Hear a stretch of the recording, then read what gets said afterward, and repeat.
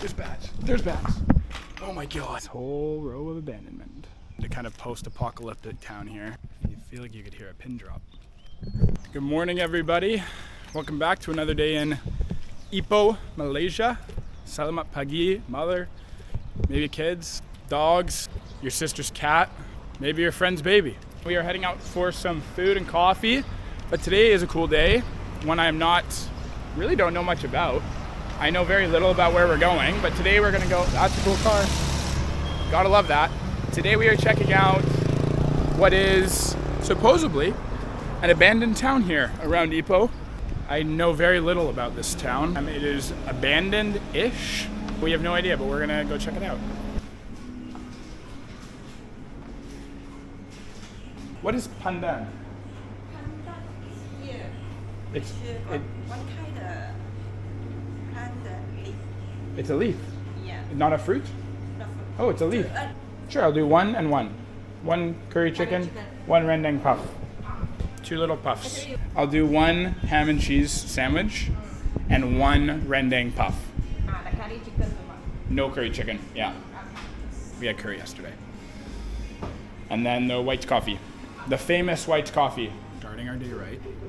11.40 ringgit, so $3.65. We got ham cheese, a rendang puff. I don't actually know what's in it. She just said it's Malaysian mix, so she said some meat like chicken or I don't actually know. I don't know. So, and we got today a hot white coffee, a famous white coffee. So $3.60 for our morning bite. You can't beat it in this place, man. You can't.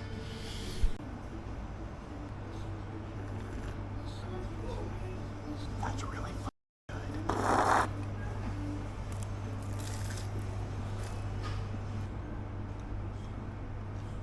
It's a dark meat mix. It's good.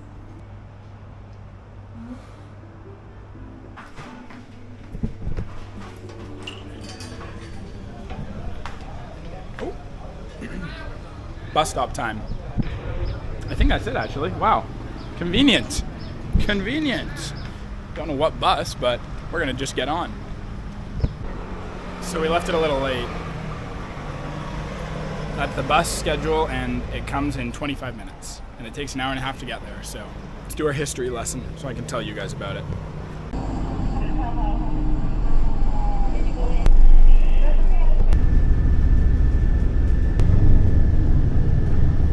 Thank you. Maybe we can see.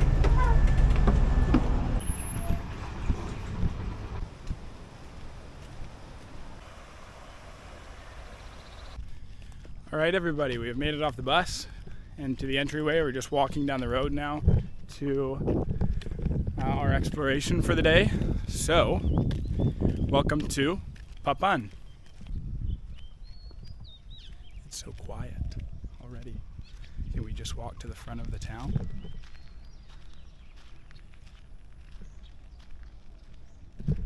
You feel like you could hear a pin drop. All right, everyone, so welcome. We are currently in the bustling tourism center here in Papan. And as you can probably see from this already, the town that we're in is a tourism site because it's actually like a old abandoned kind of forgotten town here just outside Ipoh. We're exploring it today. So I actually found this place from an article when I looked up stuff around Ipoh to see, and wow, that's cool. Look at that. And I also saw it on a YouTube video from a guy named The Absurdist. So I looked into it, and here we are now. So this is our local history lesson for the day. So this is Papan. Similar to Ipoh, during the tin mines in the late 1800s and the early 1900s, this was a very bustling town. It was like a mining hub just outside. It's about 15 kilometers away from the main city now, Ipoh. It now has become this semi-abandoned and kind of forgotten about town on the outskirts. As you can see, I'm walking through the tourism center, and this is what we're looking at. Just complete rubble everywhere, trees coming through, walls falling down. You can literally see brick here on the bottom. This entire block that we're in right now is the inside of the main street, and then there's a whole strip of houses that are now closed, and you can just walk through the doors and see all this. You literally have trees growing outside. Like, that's phenomenal. This reminds me of the temple I went to in Siem Reap, one of the temples near Angkor Wat. Just like structures and trees that have grown over these temples from hundreds of years ago. Now here is not hundreds of years ago. The town was more abandoned in the late 1900s, mid 1900s to late 1900s, but you can see that it's still extremely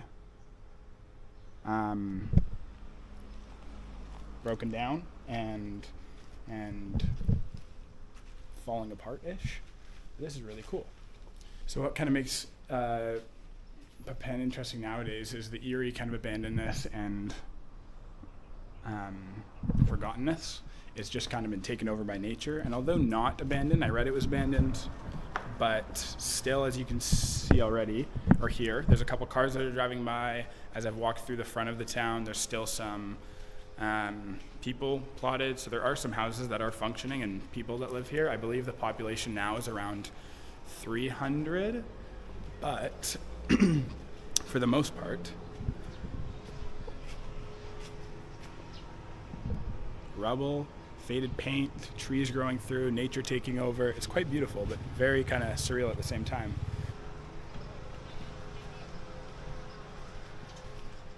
There's actually a school here, it seems. There's a bunch of kids buzzing around in there, so it's somewhat populated, very small. It's actually a Living Hope Education Resource Center. It's maybe not a school, but still people. And this is what you see everywhere, so we're just gonna poke our heads in. Bar stool. Kind of looks like it was a barber chair back in the day, and stuff's just been left here. It's quite crazy.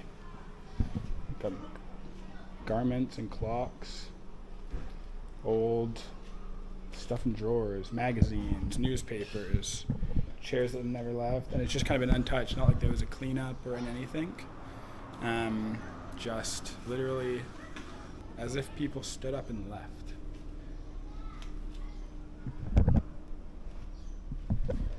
Wow, this is wild. Holy shit, there's a bat. There's bats. There's bats. Oh my god, there's bats. Okay, we're moving out of the quiet, dark corner. Yeah, I feel you, honey. You scream, I scream.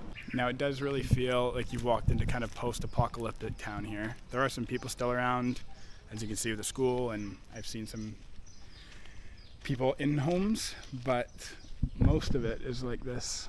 Just windows broken, no roofs collapsed in, trees growing through everything, walls falling over, and yeah, as I said, nature kind of just swallowing it whole. So this is someone's home here, so you can see it. We just walked past that rubble, and then there's some people talking in there and closed gates, so it is inhabited. But considering it was once this nice big city, it's pretty crazy to see that they're like family home living here. Some kids is right beside this collapsed in roof that hasn't been touched in 40, 50, 60 years and beyond. Wow. So our history lesson for the day, this city that we're in now abandoned-ish, at its peak, like that at all. Hey, okay, I'm walking. I feel like I'm walking through World War Z right now. 4 just dogs ripping me apart. If I was to... This guy's stretching, he's gonna come after me. There's 5 dogs now, 6. If I was to die anywhere on this trip so far, this would be it. By a dog. At its peak, this town was filled with miners, traders, businessmen, and it had thousands of people living in it. But around the mid-1900s, I believe, from what I've read, when the tin mining business started to collapse, or tin prices fell off, similar to it and that business going downhill, this city kind of fell apart with it. It's some sort of gallery. And I don't have numbers on these, but this seems to be photos of maybe the town in the mid 1800s, late 1800s, early 90s. So this is just like a gallery. You walk down the road, it's like an open house, and it just says an art gallery or a history gallery. You come in here, and there's a tire, table, literally just some old Pepsi stuff. Those are some soda bottles. Would actually be kind of cool to get one, although we won't. An old kitchen. And it's just left here, so it seems like it was someone's home that has now just been open to the world. It has some newspaper paintings and newspaper portraits and stuff.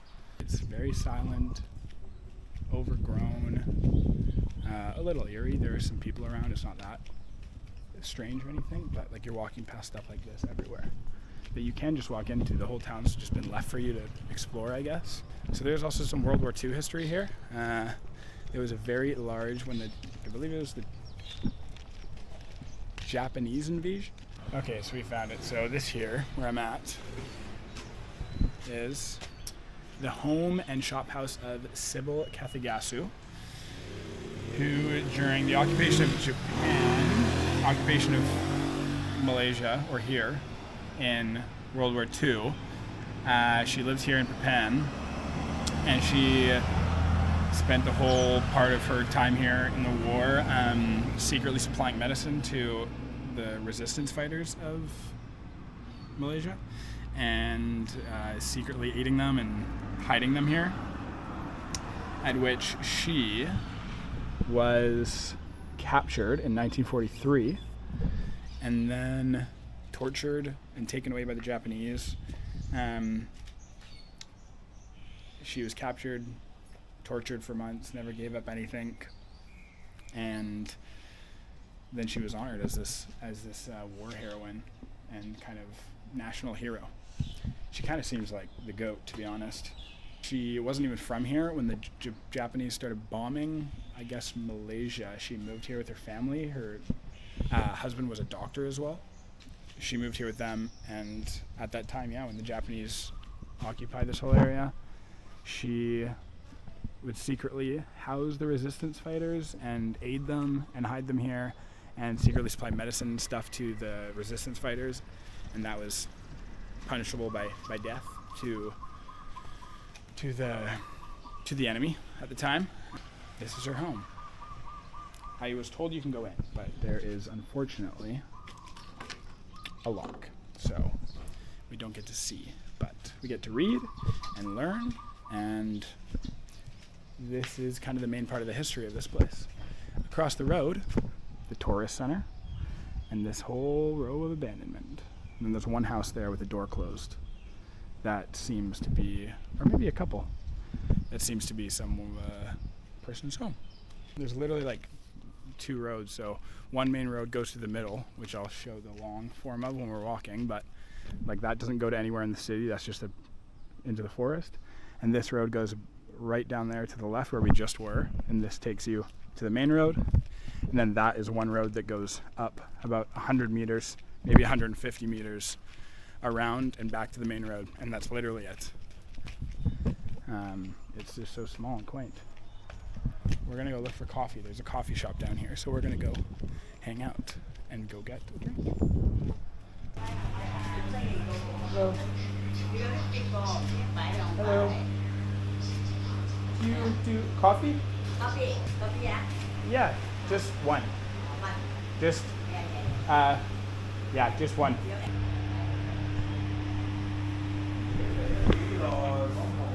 It's a chunky one. It's a mama. Oh my god. So this is the coffee shop of Papan.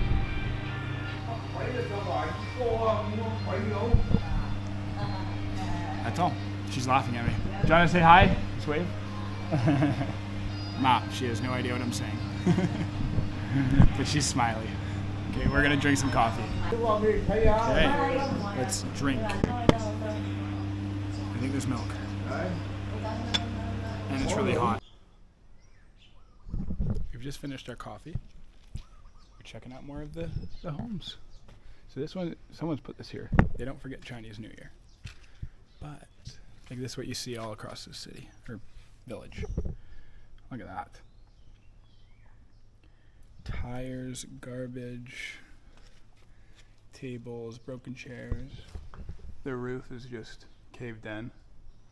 Trees growing up the side. I see bats. I keep seeing bats. Stairs broken. Banister broken. I heard another one. Oh my god. Jesus crikey. You can just see a little sink there once. Caved in rock. Could have been a counter, kitchen, who knows, but trees, roots growing up the whole side over. I don't know how long trees take to grow, but you'd assume that this stuff's been growing here for 50 plus years, so.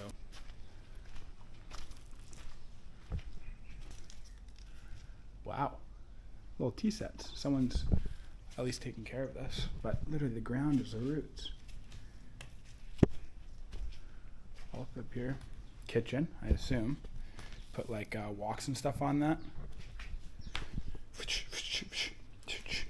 Eggs, bacon, noodles. Whip it all in. That is cool. Wow. This one, you can walk through. Oh, this might be one of the houses we passed earlier. Flooded in. Nothing here other than roots and trees. Yeah, okay. We walked past this one earlier, but not through. Someone's cleaned it up though.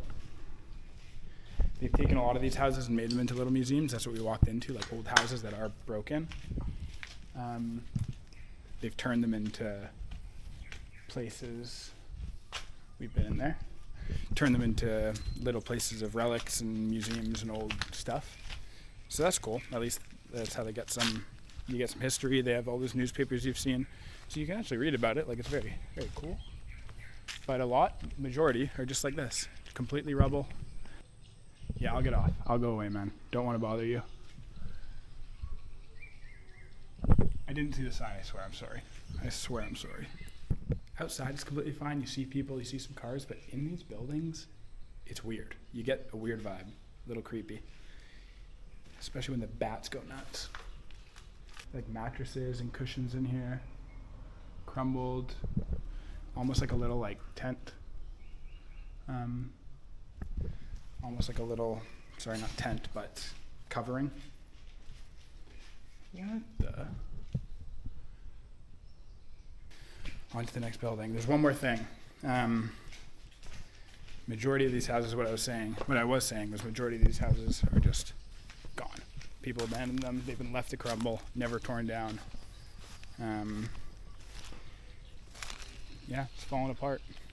In the 80s, there was a radioactive waste disposal plant that was built near Papan, and it came into the news or to the people that the plant was leaking. And so there's a huge like outrage and uproar of people in protest to like remove it or get it out. But also, I believe it caused some people to move away. So towards the later years of the 1900s, that contributed as well.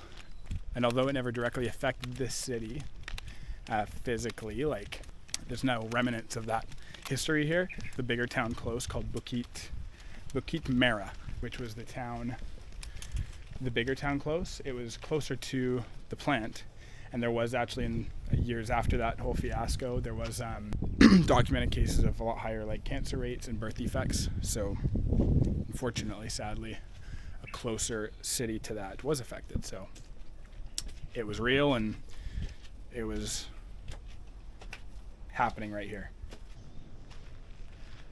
God, that might cost you 2-3 million White Rock nowadays. This is the mosque here, the Papan Mosque. Back there's the cemetery.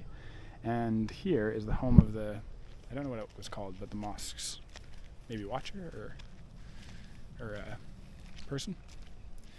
It's a little overgrown in the back, so I'm not going to go up and inside, but I'm going to go here and see if you can see it.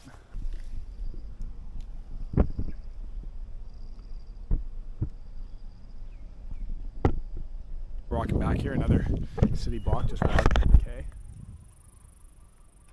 It's just so interesting how they never, how there was no reason to tear it all down or like rebuild here. It's literally 15 minutes just outside of that, the bigger city, the one where the radioactive decay waste caused a lot of harm. So for being so close, I'm surprised that it wasn't maybe rebuilt into something, but just so quiet. There is people around, there's a bunch of cars everywhere. You can see a bunch all the way down the road. You saw the little school, but at the same time it's such a contrast. You can see cars all the way down, but then you see 10 broken houses and trees growing outside, so it's very interesting. I've seen 4 tourists while strolling this last couple hours, and other than that, yeah, there's about 4 roads, and you just stroll around. It's a very interesting feeling. It's very cool. Very eerie, not too scary or anything, but if you're okay with some bats and some cool history, why not check it out? A little ghost town, it's interesting. If you're ever in Ipoh, absolutely check it out. It's an hour away, only 20-minute drive if you want to just grab, or 30. That's our afternoon exploring Papan.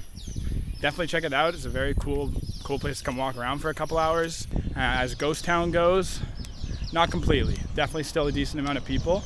A few tourists I saw while there, and I wouldn't say it was a complete ghost town, not at all, but a very old, lost little town. Very quiet, peaceful, very interesting to see. That may be it for the day, so that was Papan. Thanks for watching, and I'll see you tomorrow. Peace.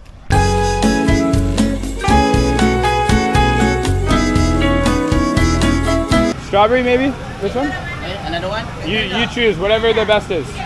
Ah.